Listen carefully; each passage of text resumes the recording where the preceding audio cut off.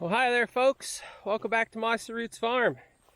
So we're going to discuss fall grazing prep a little bit because I got some prep stuff going on. So in years past, my hay guy, I've been wanting him to not mow half of this if he did a third cut or whatever, because I wanted to try grazing my hay field. A lot of folks talk about it. A lot of folks really like it. Most folks do it in the springtime, however, and not in the fall. But I want to try something. I think I've said in a previous video that grass plants will pull all of the starch from their leaves and from their stems and put it into the soil after a good frost. So the plan is to wait until we get a really nice frost, really good hard frost, and then we are going to let them graze all of this. Now you see me moving fence posts right now. The neighbor, I just put him out there so he knew where not to mow this year. So I'm just moving them for right now. I'm sure I'll be putting them somewhere else later, because I don't know if we'll eat this little corner or just leave it. We'll see what happens. But yeah, so that's the plan. That's the setup. I want to try this for a couple reasons. If everything works out according to plan, this is going to do a couple things for me.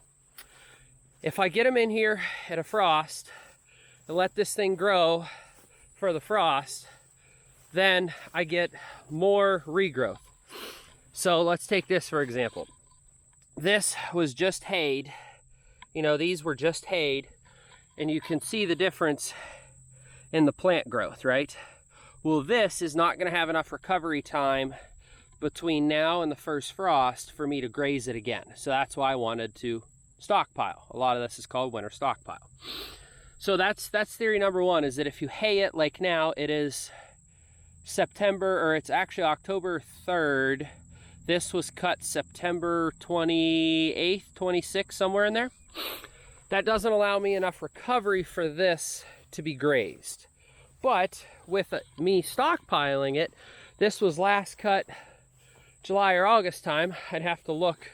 I usually text my wife so that I can look it up in our phone conversations for later and see exactly when it happened.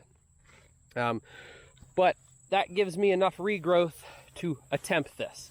If this fails miserably, this is, I think, about an 1.5 acre, 2 acre section. So that just means that this year or next year, I'm not going to have as much hay, which, yeah, that would stink. I would not enjoy that. But, you know, the alternatives is I don't try this. I never know if this is going to work for me. I never know if I like this. And then for the rest of my life, I just sit in wonder. But that's the plan. That's the goal. This will also allow me to really determine, man, those cicadas are going crazy. This will allow me to really determine the longevity of something like this year and the ease of implementing the practice. So what I mean by that is, if this takes 5 hours to set up and it turns out to be a giant disaster, I might never do it again just because it takes too long to deal with. You know, it's a couple acre section that I want to do. So I'm going to have to string all brand new fence that has to be removable because it's my hay field. And I have to not mess up the ground for next year as well. So for example, putting the cows out too soon when it's really wet out is going to destroy this hay field for next year, and I'm not going to get any crop off of it. So, you know, it's a very delicate balance that I'm trying to... Ooh, there's a rock under there. It's a very delicate balance that I'm trying to deal with.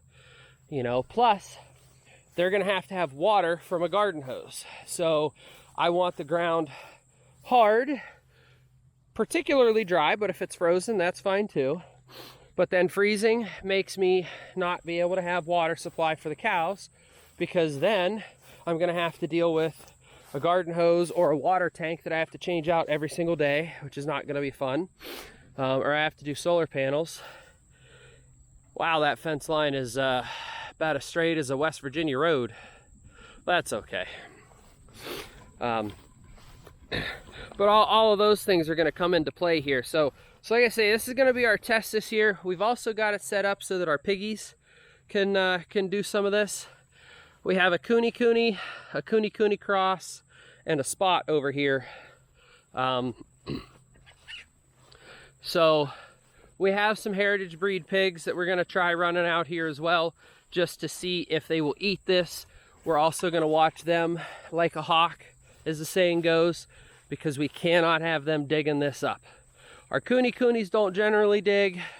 Our Spot, who's a commercial breed, has not been digging at all, which is very astonishing to me for a commercial breed sow.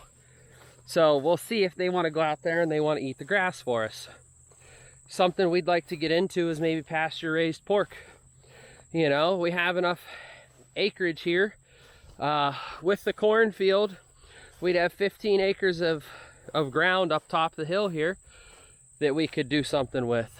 You know, we are planning on extending our cows over here all the way out, but that would give us an extra, that'd give us 10 acres. So we could maybe do 9 acres of hay, an acre for our coonies, and then whatever else. You know, if we want to stick with 9 acres of hay, I mean, we could do that too. So, but anyhow, guys, this is some fall prep that we're doing. I got a bunch more to do, but it's currently 80 degrees, 85 degrees, and it doesn't feel like fall. So I don't know how much I'm actually going to get done. But in an upcoming video, you'll see me. I got to get hay out of the field, and we'll talk about that here in an upcoming video. Thank you guys so much for watching. See you on the next one.